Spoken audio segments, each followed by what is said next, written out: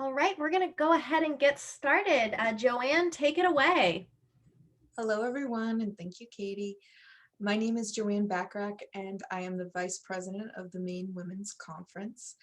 I would like to thank you so much for sharing your time with us today and welcome you to the fourth installment of our 2021 We Are Me interview series. The mission of our organization, the Maine Women's Conference, if you're not familiar, is to draw women together, to connect, educate, inspire, and empower one another, to assume new and expanded roles in the workforce, our lives, and communities. To help further that mission, this virtual We Are Me series features some real gritty, determined, and inspirational women who have been so generous to share their stories and lessons they've learned and words of wisdom with us. Tonight, we are very grateful and so excited to be talking with Colleen Hanlon Smith, co-founder of Daybreak Growers Alliance. Daybreak Growers Alliance aggregates, markets, and distributes food from over 50 Maine family farms and food businesses through a statewide customizable CSA program and also to wholesale businesses. Aside from Daybreak, Colleen also owns and operates Peak Season, a marketing and consulting company that specializes in advising Maine fruit producers and value-added companies. Her previous roles include general manager of the Unity Food Hub and executive director of the Maine Federation of Farmers Markets. So again, incredibly grateful to have Colleen on for today and really excited to have her share her story. Throughout our conversation with Colleen, we encourage you to connect with us, with your fellow attendees, share your thoughts in the chat. So the chat in Zoom should be located in the bottom of your screen. So if you can find that now and go ahead and say hello to us, tell us where you're from, we'd love to connect with you. We also want to get to know you a bit better through some polls. So we're going to start our first poll now. So that'll be coming up, should pop up on your screen, and I see it on mine, so hopefully it's on yours. And tell us, is this your first Maine Women's Conference event? Is this your first time joining us as an organization for one of our events, or perhaps you've attended one of these We Are Me events before, or maybe one of our conferences? So no matter the case, whether you're new or you're joining us again, very grateful to have you here. Also, just want to say as a note, we will reserve some time at the end to answer your questions. So again, if you locate that chat panel at the bottom of the Zoom window, there's also a Q&A feature and you can submit your questions there. So if a question comes up while you hear Colleen talking, go ahead and submit that and we should have plenty of time at the end to get it. And if you can answer that poll for us while it's up, that's great. All right, now I'd like to turn it over to my fellow board member and a fellow rock star woman, Ellen Miller, to kick off the interview. Thanks, Ellen. Thank you, Joanne, so much for the great introduction. And welcome, Colleen. And on behalf of the Maine Women's Conference, thank you so much for taking your time tonight to chat with us. Thank you. It's great to be here. And thank you for the introduction, Joanne. Really appreciate it. So let's get going, Colleen. Let's talk about a little bit about your background and your connection to Maine. Great.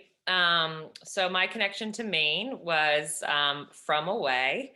Grew up in Massachusetts, and my family built actually the home I'm sitting in now in Freedom. My dad and brothers and grandfather back when I was a baby. And so I used to come up in the summers and visit my grandparents, and really just formed a connection to the people and the land here, and always considered this more home than anywhere. And that really compelled me to focus my applications and interest in attending college in Maine, which I did. And then for the most part have been here through college. And since then, for the last 15 years now, working in agriculture. Okay, and so now that you've been in Maine for a while, a good while, and you have also experienced Maine in the summertime, Can you tell us about Daybreak, your mission at Daybreak and the journey from going from a startup cooperative to over 50 plus farmers and food producers? Sure. Yeah. Thanks for asking. We are still very much in the startup phase. I'll say that much. Which makes it exciting and challenging. And what really happened was some pretty rapid growth with the pandemic last year, seeing consumer interest in local foods and really having a ready made model to get folks customized groceries of local and organic foods delivered to central sites throughout Maine. And so we've seen a lot of rapid growth, but very much in our beginning years in that way.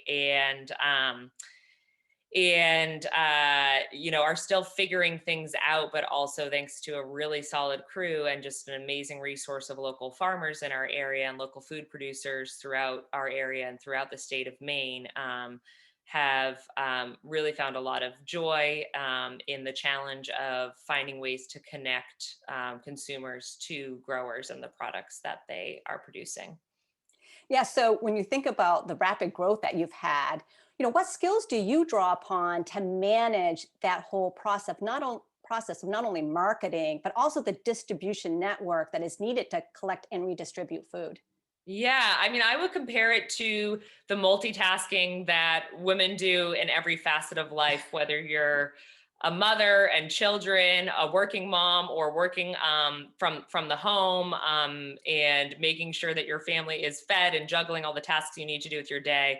What it comes down to is really logistics, and being able to have the foresight to anticipate what might go wrong and be able to really steer the ship in a way that you can avoid some of those obstacles and be ready, because inevitably there are going to be obstacles no matter what. So there's a lot of soft skills that go into it. I went to a liberal arts school. I majored in English and marine biology, mainly because I like books and the ocean. So I didn't go to an agricultural school, and I really gleaned the information that I needed outside of my academic learnings by forming relationships within the agricultural community. A lot of listening and asking questions of what was missing and what did folks need to create, to really sustain this vibrancy of farms. We really needed these markets, and so in identifying that gap, it was really a lot of tenacity and stubbornness over the course of the years to try to figure out how to build the market and create these connections.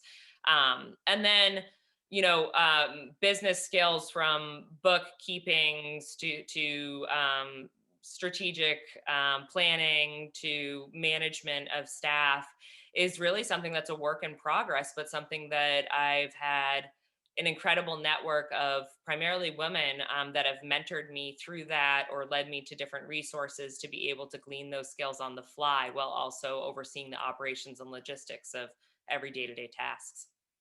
Yeah, it sounds like all the connections you've made have been really, impactful for you, not only in how the business is run, but also the people that you've counted upon to really help you out when you've needed it. Absolutely. So, yeah. So, what can you tell us about you and the people that you have met in the Maine farming community that most people may not know or realize? Um, I think more and more people are realizing it because they are increasing their connections to local food and local producers. But it is just such an unbelievable community of people that have both an incredible work ethic, a dogged mission of both serving their communities and our environment.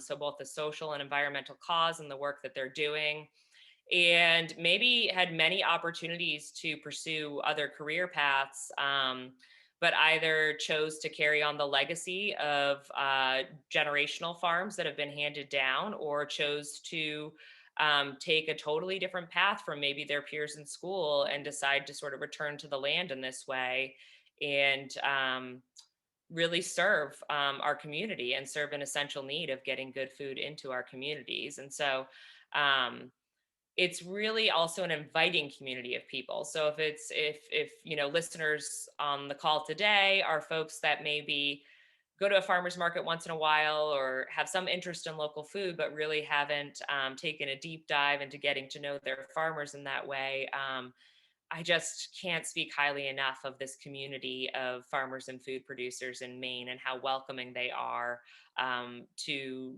tell folks more about what they're doing, about what they're growing or providing, and to really invite people to be part of that. Yeah, and that idea of being invited to be part of it and the openness that that community has to bring people in and really provide them not only value with their product, right, but also like talking to them about what they are doing and how they're serving the community. And as you think about that, are there challenges that are unique for women farmers and food providers? Yeah, there's this is such a great shot that you're looking at now. So, really a majority of these 50 plus farms and food producers that we work with are either women run or women are one of the principal in that equation. So, similar to many of you that are on the call, they are in many ways the head of their household and a leader within their business and juggling a lot of the tasks, oftentimes not just the production end, but also the marketing end and the social aspects and the outreach aspects. I think one of the challenges that comes up a lot in the farming and food community is that you are juggling, playing these multiple roles, as many of us women do in different industries, but they're also doing it at their home. So their place of where they live is also their place of business. And so it just takes an amazing amount of determination and patience to be able to pair that and be able to seek the balance that's needed to sustain the work that's happening over time. So I'd really highlight as one of the biggest challenges is just this combination of live work that we've all really been Mm. experiencing during the pandemic is something that is really central to food production, because in most cases, those two are tied together indefinitely. Yeah. Yeah, and like you said, indefinitely. I mean, Indefinitely. right.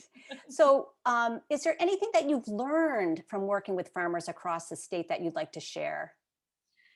Yeah, I mean, this may dovetail into another question you may ask, but I ran a similar operation as a manager, called Unity Food Hub, that was under a nonprofit that had a larger overhead and ended up not working out. And getting to your question, what I found and what I knew and what allowed Daybreak to kind of rise from those ashes is um, this ability that farms have to really leverage every resource they have, whether that's a relationship, whether that's a piece of equipment that they're sharing, whether that's a piece of knowledge about how they're producing the food they're producing, where it just really from a dollars and cents points translates to being able to operate a nonprofit, or excuse me, a for-profit entity, um, startup in a way that is really frugal in its ability to get off the ground in an industry that has really tight margins and that requires a lot to be able to have the stamina to keep the business going. And so I think that the resourcefulness of farmers and their ability to work collaboratively is something that benefits our Maine food system overall, but has deeply benefited Daybreak Growers Alliance in these initial years, and will continue to throughout. Yeah, and as you talk about this collaboration, as a follow up to that, I'm really curious about how you help to motivate and inspire and create that collective experience where you're relying on farmers to actually work together to create bigger benefits than working alone. And maybe you could tell us about that.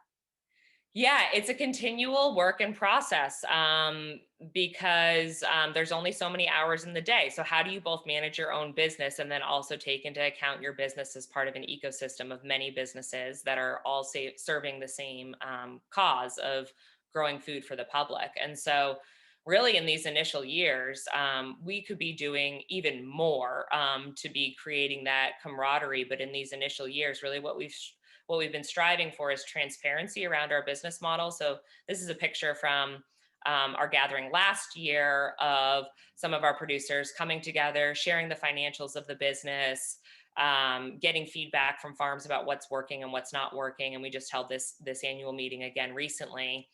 And in addition, we just developed what we've been wanting to since day one, a year and a half ago, which is a farmer advisory committee, so that we have folks that aren't direct owners of Daybreak as a business, but their own farms or food businesses that will be advising us in how to make sure that their independent businesses that are vendors of ours remain viable, while making sure that Daybreak, as a central component of how that food gets marketed and distributed, also remains viable. So this is a continual work in progress to really be able to figure out ways to co-lead both with my partner Adrian of New Beet Farm, who's one of the owners of Daybreak Growers Alliance, but also with all of our vendors, really collaboratively lead and be peers to one another in how do we not just do this work for our own bucolic lifestyle on a farm, but how do we do this work in collaboration, recognizing that together we can expand the market for local food. Together we can expand the amount that's stimulating the economy and the healthy local foods that are getting eaten by Mainers. Yeah, yeah. And when you brought up during that conversation about bringing them together, you mentioned, the co-owner of your business. What is it like being a co-owner, and what's the give and take in that process? Oh my gosh, I am so excited to be a co-owner with Adrian. This was in preparing for this call tonight. The question was raised about sort of an aha moment, and I really see that aha moment for me in, wow, how can I do things differently to make them work better, both for me and for the mission that I'm holding dear in this expansion of local food. That aha moment was really recognizing in my business partner when she approached me and asked, can we run this business together, that I had a partner who was going to give as much as I was, and that both because she just has that ingrained in her as a person, and because her independent businesses, of which she also owns a farm, a cidery that makes cider in the fall time, and a flower business with other business partners. Those also depend on Daybreak as its marketing. So she both had this financial motivation, but she also had this integrity that I knew was going to make it something that didn't feel like I was really pushing something uphill on my own, that I really had someone that I could work with, which just makes you feel like there is a sort of mirror image to the mission that you hold in your work, to be able to find a partner like that. And some people find that in their personal lives, some people find that in their work lives. And I think anytime we can find that level of connectivity in our lives is really just such an amazing thing, and just really one of the cornerstones to what makes this life so amazing. So I love working in partnership. I've also had partnerships that were not good at all. And so I've learned a lot also by virtue of some really hard falls and some tough times when I felt like I was banging my head against the wall and just not on the same page as people that I've been working with, either in a formal or informal capacity in the past. So it feels really good to have found someone that is right there with me in this endeavor. Yeah, and you can tell when you talk about it, like you just light up when you talk about what a great partnership it's worked out to be. And so when you think about how you go through your day, what motivates and inspires Colleen? Yeah. Okay. So there's a really tangible fact that the truck needs to get on the road and the food needs to get where it needs to go. So, like, one of the first things I do in the morning is make sure that our driver has their invoices ready and that our crew has everything they need, that all the orders are pulled. So there's a real logistical, like, get up and go, girl, that happens in the morning. But on a broader level beyond that, when I was in school, sort of outside my classroom hours, starting to get an interest in agriculture and meeting agricultural producers, I really found that working in food is something that not only served this sort of ethical obligation that I was raised with, to serve your community and to do something for the environment and to do something that's socially sound, but also was something that was not just altruistic, but also something that was really enjoyable for me. I've always loved food. I've always wanted to be surrounded by good food. And so there is a piece of it that's selfish that motivates me as well. That's just, I want access to these best foods too. And so it's really an amazing thing to find work that pairs both a mission that's greater than yourself, while also something that is so crucial in your own well-being and in your own development, meaning good, nutritious foods. So by marrying those two together, this broader mission with my own personal needs, I really have a focus that compels me each day. And then, of course, the logistics of getting the truck on the road, Right. that having a down day, there's not an offbeat or a chance to get too existential about my choices. So Right, it definitely keeps you on task. yes, for sure, for sure. Yeah. So when you're busy with your job and you have all this coordination going on, not only with the farmers and food producers that you have, but also just have the business end of managing the business itself, the operations itself. Um, when you need advice, where do you go? Who do you seek out? Yeah, I am constantly trying to develop that. I've sort of carved out a niche that's a little bit unique in the agricultural community, in terms of there's not a lot of people on the sales and marketing end of the equation. And so a lot of it has just been trial and error and fail and then fail better, to quote Beckett. But there have been some tangible resources that have been really helpful. For instance, on legal or financial advice, I've really tapped into SCORE. Which I'm sure many of you are familiar with, but is a mentor pairing service that's helped me a lot in the past year. We also work on the financial end with, we're really lucky to have this fellow, Jed Beach, who runs a consulting business called Farm Smart that really helps with the spreadsheets and the diving into the financials and the cash flow forecasting that's essential, not only as a startup, but a startup of this type that is just, as I was mentioning before, a very tight margin business, very mission driven, and there's not a lot of fat or cream on the top in that way. So those are some of the resources, but I'm sure others can sympathize or identify with it. It always feels like it's a continual work in process to build ongoing mentorships. And sometimes those are lifetime, and sometimes those sort of wax and wane or come and go over the course of life. And just also thank you to you guys on what you're doing, because I think it's just such an amazing resource for women in Maine to have you guys as a network that can be tapped into, and recognition that across many industries and efforts and initiatives, there's this place where these types of conversations can live. So thank you. Well, one of our missions is to connect women in Maine. So thank you very much for the compliment. So when you think about other women who are looking to do a startup business, what advice would you give them? Mm. Do you really love it? Do you really, really love it? There's all these cliche quotes about if you run your own business, then, you'll never have a day off or whatever. But there's also the other side of, if you love what you do, you'll never have a day of work. And it's really true. It's not just seeing a business opportunity or a gap in the market or being opportunistic, unless you really thrive off of that. It's really grounding it in what you love, and making sure that you're in a place in your life where you can take on what is a tremendous amount of work, and without sacrificing other things that are also bringing you joy and are life-giving to you. And so I think that building a team around you, and that could be your family, that could be resources like we were just discussing, that could be a friend, that could be a business partner, is essential.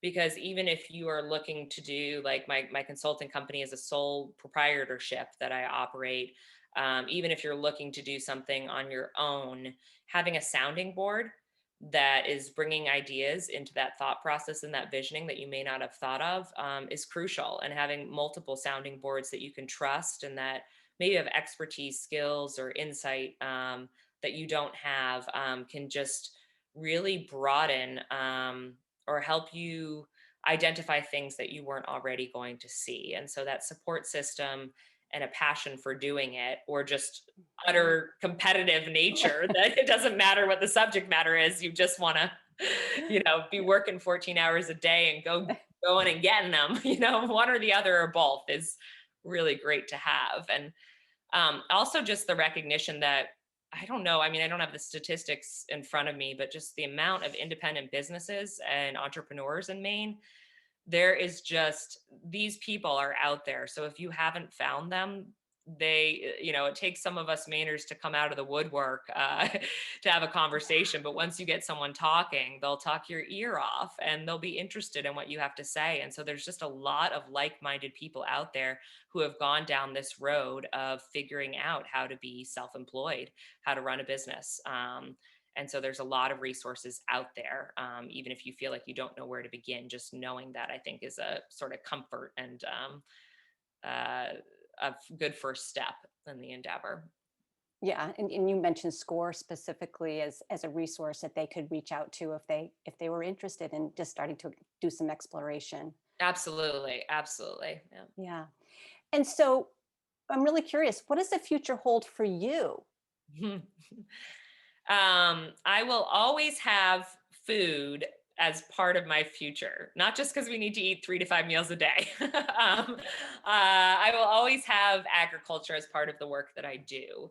But I've also found, for me, sort of another aha moment in my life was realizing that I need to be working towards, and this is something that I'm really focusing in now in my mid 30s, towards a balance in my life of what is work and what is sort of mine aside from that, and what is time that I can carve out for myself, that I can really be centered and not be fielding inquiries or needs from other people, so that I can therefore sort of fuel up my tank again to be able to give Mm. back in that way. And so that is becoming more and more of an interest of mine. And I don't know exactly where that leads. But for instance, in starting a new business, because of having an amazing team, because of having amazing farms that we work with and partners that were came on as owners of the business, I was able to take 2 international trips before COVID hit. And I went and I walked across Spain, and I went and I hiked in the Himalayas with 2 of my family members. And it's crazy to think that we started a startup and my business partners worked with me.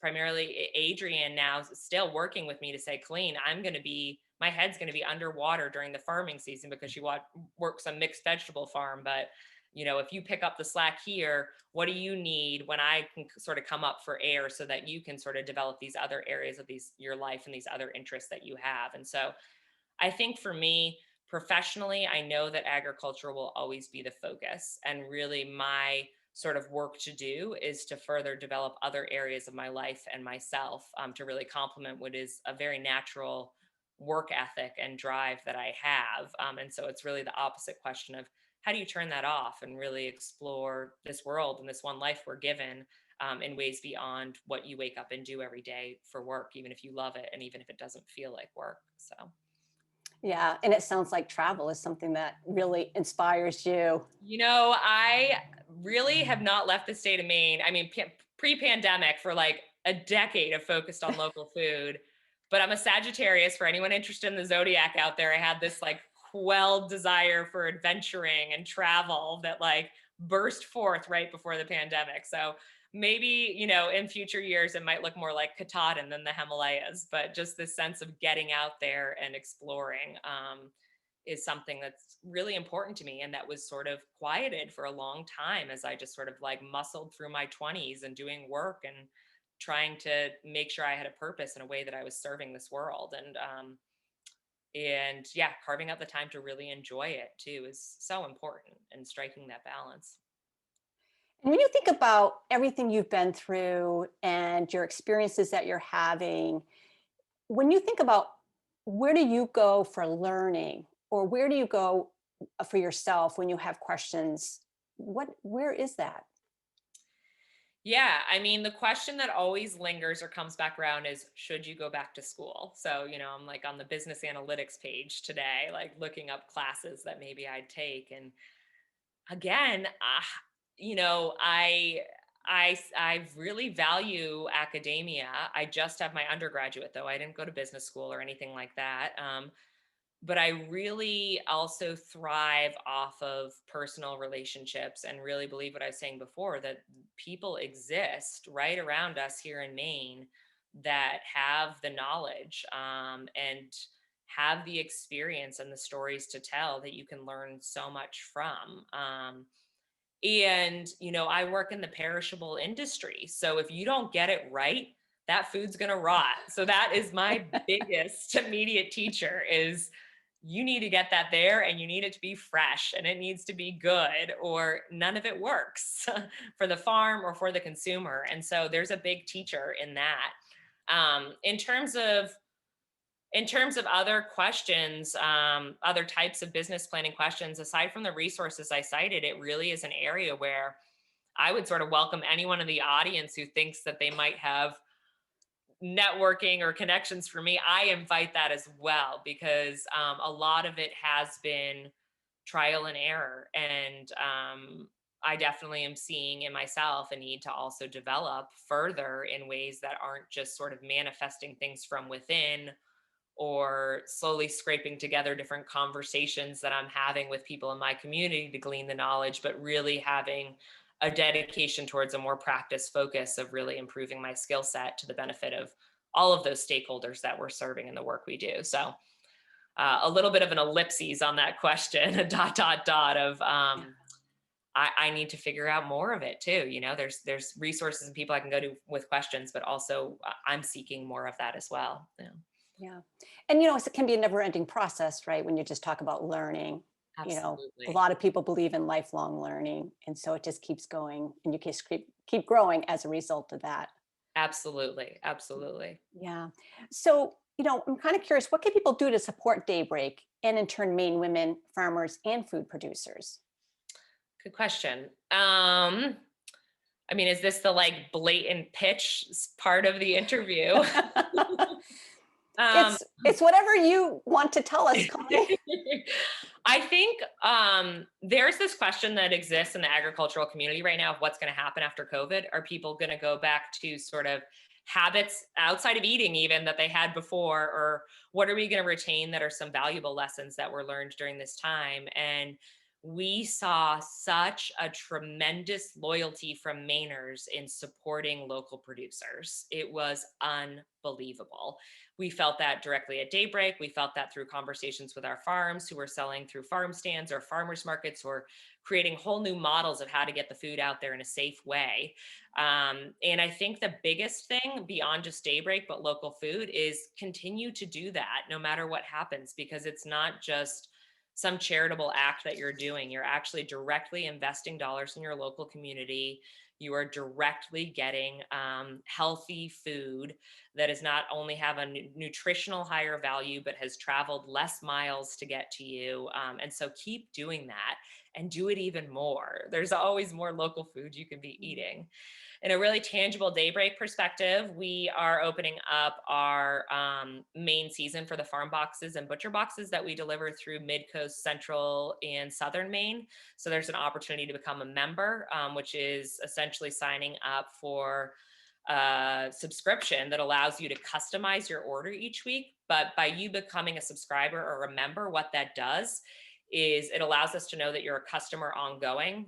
And therefore, we can project with our farmers before they even put seeds in the ground how much food they should grow based on what our subscriber level is, if that makes sense. So if we have a membership, we have a sense of how many people we need to have food for. We can plan in advance with the farms. It reduces waste on the other side. And it means a farmer can focus on harvesting that crop, knowing where it's going without having to try to make phone calls to different restaurants or different markets to be able to move that crop while also harvesting. So our model's pretty unique in that we really try to let the farmer know or let the food producer know in advance of the season what they can expect from us on purchasing.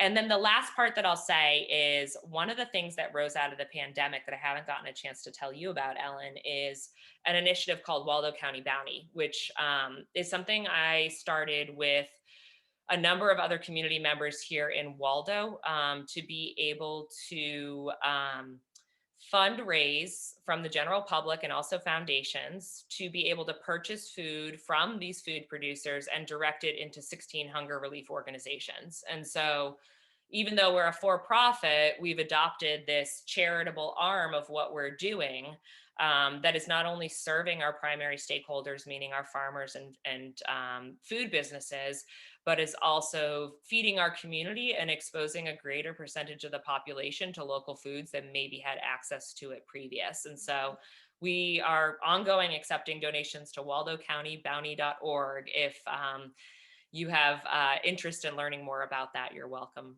to look it up. So those are some ways to engage and some ways to be directly supporting what Daybreak Growers Alliance does and what local farms and food producers are doing here in Maine.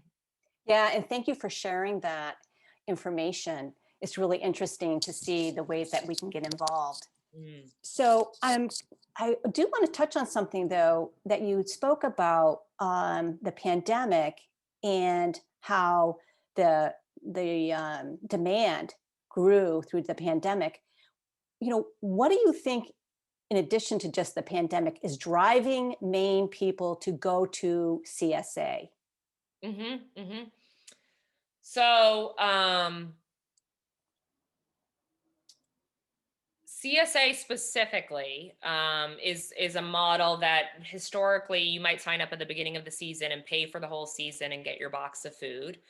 And there has been sort of the diehard local foodie that subscribed to that model right from the start. And what you'll see that Daybreak does and that other businesses and farms are doing is really trying to make that marry what customers' demands for convenience and versatility of product is. And so, for instance, our model is pay as you go, and you can customize your whole box and you can put your delivery on hold or cancel at any time, to try to make it so that it's meeting those conveniences that the market is really demanding. In terms of what is driving people's interest in local food overall, with CSA being one of those ways that they can access local food, there's a variety of different factors. There's major disruption, as I'm sure folks in every industry know, in the international trade, food and otherwise. Climate change is a tremendous factor. The wildfires in California have been hugely detrimental. California is producing most of our organic food supply nationally in the United States. So there's sort of these factors outside of our control that are happening environmentally and in the global market that are naturally driving that. But then on the side of actual customer choice and why customers are opting in, I think people see it as a safe way to feed their family. You know where that food came from. You can trust that you're either one person or a couple people removed from being able to trace that food right back to the field where it was grown. And this interest in supporting your local community, I think Maine is just unbelievable in that way. No matter what amount of money people have, there's just sort of this natural charitable inclination to want to support your neighbor in whatever way you can. So I think that really factors into the culture here in Maine that really pairs really nicely with this local food movement that's growing and a big part of Maine's culture as well.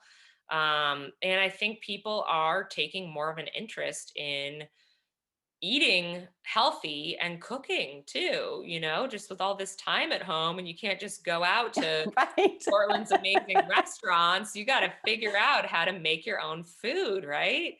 And what an amazing life skill to have, to be able to feed yourself and your family and to be able to know where those ingredients came from. I mean, I know I'm biased, but like what an amazing life skill to have. I mean, if you can, that's next to like being a carpenter and building your own home. If you can build your own home, if you can feed your family with food you either grew or you got right from the farmers, really, I could almost say, what more do you need in life? Obviously, that's a little idealistic, but so I think there's this interest in really being a part of something bigger than oneself, and the same interest that got me into this work. So how can I contribute back to my community, but how can I also be enjoying delicious meals myself? And it really is an opportunity to accomplish both by supporting local farms and food producers.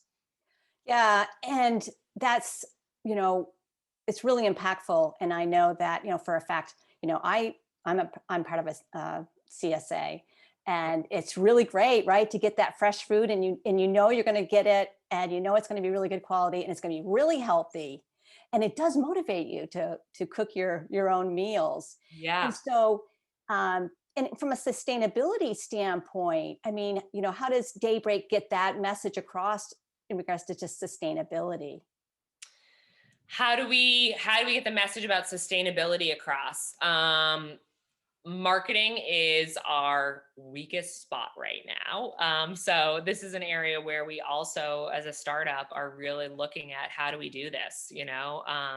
You'll hear us on Maine Public Radio, for instance, in the upcoming month is one step that we're taking, recognizing that the audience of Maine Public Radio is also a similar audience to folks that are seeking access to local foods in that way. In terms of like the stories that we're telling, that are kind of explaining that sustainability from the farm level, we've done an okay job of doing that when people are members or customers of ours, but there's more that we could be doing for sure on social media and in general outreach to be able to convey that messaging further. And also recognizing that we're not alone in this. So we have literally in our backyard, we are based in Unity. We have the statewide MOFGA, the statewide Organic Farmers and Gardeners Association, that is also spreading that message. We have, down the road from us in Waldo County, the headquarters from Maine Farmland Trust that's preserving farmland here in Maine.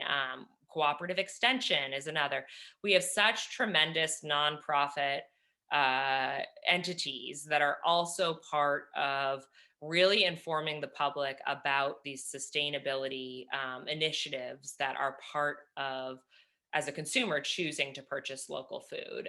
And there's always more that we all could be doing in that too. So that's sort of another never ending question of like, yeah, there are so many ways that we could be getting out this messaging about all of the benefits, economically, socially, environmentally, of really thinking about where your food comes from and really using your purchasing dollars to have a really big impact on your neighbors and your community. Yeah, for sure. Really looking at all the things that we all could be doing to have that kind of an impact. So I think at this point, I'd really like to go to our Q&A box and see what questions some of our listeners have for us. So one question that came in is, at the end of the day, what are you most proud of? That's a good question. It's a seemingly simple question, but it's a good question.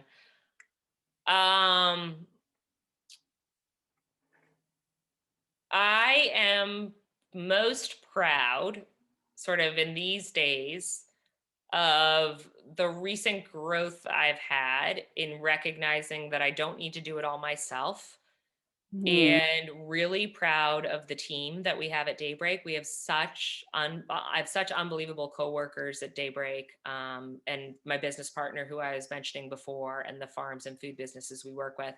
I think that's what I'm most proud of right now, is just them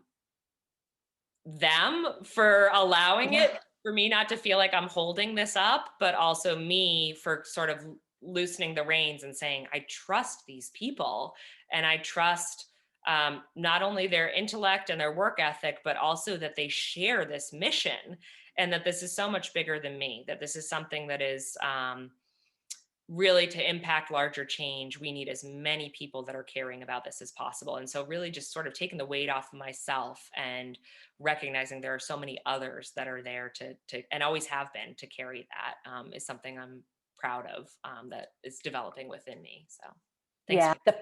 Yeah, that's a good one. And the power of the team, what absolutely. we can do together to lift each other. Yeah. Well, another question that came in is, can you explain the difference between the farm box and the online farm stand? That's a really good question. So we use what's called a third-party platform. So that's a fancy way of just saying we are using another company to be able to offer a site that you can go onto and that you can order things that is coming from Daybreak on. largely because none of us have developed the tech yet. So that's sort of like the 5 to 10 year, or maybe 3 to 5 year plan is like our own proprietary tech, so that it's not, so that we don't have to adhere to sort of what this company is naming the ways in which we sell food. So it's a complicated way of saying the farm stand is an opportunity to sign up once for a one-time order.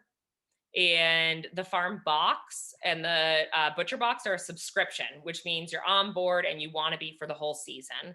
And that doesn't mean you can't put your share on hold or you can't make changes to your order if you order the farm box. It just means that you know you want it and we gotcha. And you're on board with us to eat really well from here until you decide to opt out. If you're not sure yet, though, you can use the farm stand, which is open based on what we have excess of products in, and is open in a limited window every week to sort of give us a one-time try and wet your toes in that way. Oh, yeah, great options. And so just to follow on with that, so how do you sign up? What's the process? Yeah, you can go on our website and it's going to redirect you to this third-party site I was referencing called Harvey. And then it's going to walk you through, basically it's going to walk you through what you want to sign up for, and where your pickup location, where you want to pick up. It's going to tell you what times, what day and what time that pickup location is. You select your pickup location, you enter your payment info. It takes a down payment of your first delivery if you're signing up for the subscription, so the farm boxes. And then you're not going to get charged for subsequent deliveries until they're delivered in that way. So it'll walk you right through the steps if you go to daybreakgrowersalliance.com, and then it'll direct you to Harvey, our sign up page, and you can just go right in and sign up. And if there's any business owners on the phone, either restaurants or food retail stores or institutions, that's the wholesale end of what we do. And you can contact me directly. I supervise the wholesale program at Colleen@daybreakgrowers.com. Mm-hmm. Thanks for that information. Another question here from one of our participants. What was the biggest setback for you when you started farming? That's a really good question. So I'm not actually farming myself.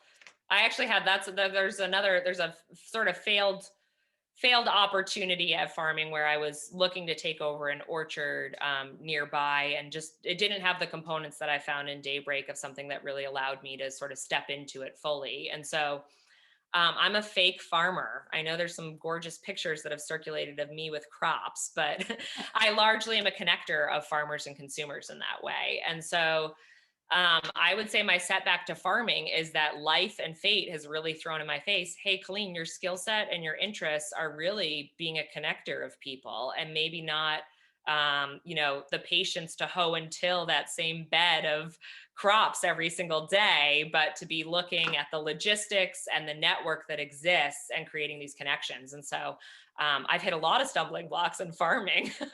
And in the work that I do, in terms of stumbling blocks that I found, I think it's really, I gave that example of a nonprofit version of what Daybreak does that I used to manage. And that was a big stumbling block. I mean, I fell hard when that happened. And when this nonprofit decided that they didn't want to pursue this model anymore. And I was just licking my wounds and tail between my legs. And how could I work so hard and not have something happen? And I thought this whole model of both wholesale and the CSA or subscription wasn't going to work. And it was really my business partner, Adrian, who lit the spark for myself and for other farmers that had contributed to that previous organization to say, no, there's good stuff here. Let's try it, and let's try it in a different way. And so I'd cite that as a big stumbling block in my work overall. And in farming, it's just, I don't know if it's my life path to be a farmer myself, or just to be a champion of those that are doing the farming and growing. So that's another sort of tying back to the question you asked earlier about where are you going to go from here? Yeah. That's a to be determined aspect of my life for sure. Yeah. Another question we have is, what time does your day begin in the morning, and how do you keep so energized? It varies. That's another awesome thing of running your own business, is you're working all the time, but also you have a lot of flexibility. Like I was saying before, I took 2 international month-long trips the first year of creating a business. Who does that? But my morning usually starts by 7 a.m. and then it's different every day. It's totally different every day as to what meetings there may be, what staff needs there may be, what farmer needs there may be. Um, but really what I found, which is not directly the question, but that makes that all work, is really just carving out time that I'm not available, and going for a 2-hour hike with the dog in the middle of the day, which is something when I didn't own Mm. my own business that I wouldn't have been able to do. And so it comes with the benefits of that too. So my day starts 7, and that's if I was really good the day before and got farmers what they needed, because if I didn't, my day starts a lot earlier because I need to get the information to the farms before the farms even wake up and go harvest. So it's another reinforcing thing to stay on top of my game, is to make sure you get it done the night before. You're waking up much earlier than that to get things going. Yeah, yeah. Early mornings. We talked a little bit about that offline. Talk about getting up early. What does it take to do that? Totally. I think, and also just to say, I think the second part of that question was, how do you stay energized? Yeah. It's it's really been carving out the time when I'm not working, that is allows me to stay energized, and I'm naturally an extrovert and outgoing in that way, and so that helps too. But it's really that downtime that needs to be carved out, or the whole thing crumbles, and I've learned that the hard way in my 20s. So yeah. And talking about downtime, we have a question. Where else would you like to travel? Ooh, great question. Um, oh gosh, so many different places. One that may seem kind of boring, but is just from my heritage, calls to me a lot, is Ireland. I can't wait to go to Ireland. So that's sort of at the top of my list now. And then actually Maine. Like, I'm also sort of considering, oh, I spend my whole year, helping orchards figure out how to plant these trees and helping people figure out how to source local. And then I blow it all on an international trip with my carbon miles. So I'm also sort of reflecting on that and all of the places I haven't seen in Maine. There's also this really great trek. I've gotten way into sort of trekking. It's like, you don't need to buy equipment. You just have your legs and you go out and walk. What a novel idea, right? But Prince Edward Island has a trek that you can Mm. do around the whole entire island. And so that's another one I really have my sights on. So we'll see. Here we go with this post-pandemic world, and we'll see. And if not, there's plenty to explore in Maine that'll keep me busy for a lifetime and more. So we're lucky for that. Yeah, we're so lucky that there are so many places to go in Maine. And like you, I have so many to explore that I haven't been to. So our last question that we're going to ask from the chat is, what's the biggest seller and the most unique product that you've sold as part of your business? Oh, okay. So our leading SKUs, this is where, like, I have way too much metadata on spreadsheets where I'm not going to answer a succinct question. But like, on the produce end of, okay, so fruit is like, Maine could grow a ton more fruit. Maybe not apples. Apples could, like, stand to have a little bit of sort of product design and distribution logistics applied, but we've got a plethora of apples in Maine. But other stone fruit and berries, huge sellers. People are sugar freaks. They can't get enough of it. When it's sugar but healthy, I mean, how could you not want it? So fruit is always a really big seller.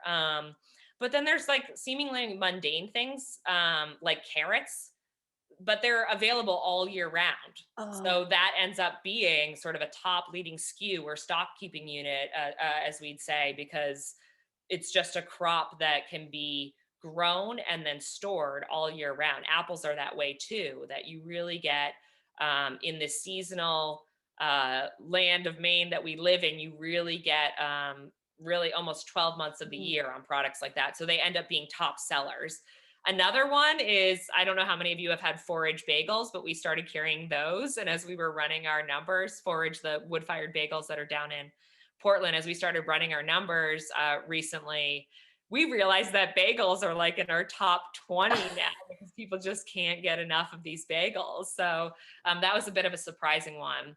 A personal favorite, not that that's the question, is lately I've been doing a lot of miso soups, and Go In Miso out of Whitefield makes an amazing, amazing miso. And that's one of my favorite things that we carry. I don't know, Colleen, you're making me hungry just talking about all this I really good food. That's how I stay energized. If you really want to know, I think about food and then I get excited. Well, thank you so much, Colleen, for joining us tonight. As fellow Mainers, we are proud of all that you have accomplished and wish you the best of luck in your future endeavors. Thank you so much. And please, to anyone listening, don't hesitate to be in touch with any other questions you may have. And thank you for your interest and just all you're doing out there in the world too.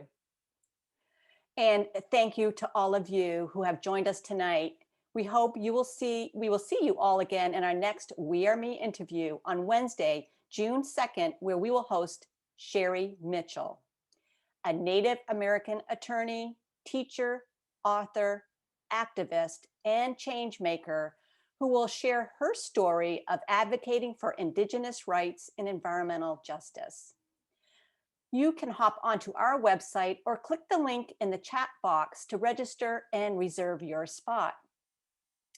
We also encourage you to follow the Maine Women's Conference on social media to stay up to date on all the Maine Women's Conference activities and connect with us.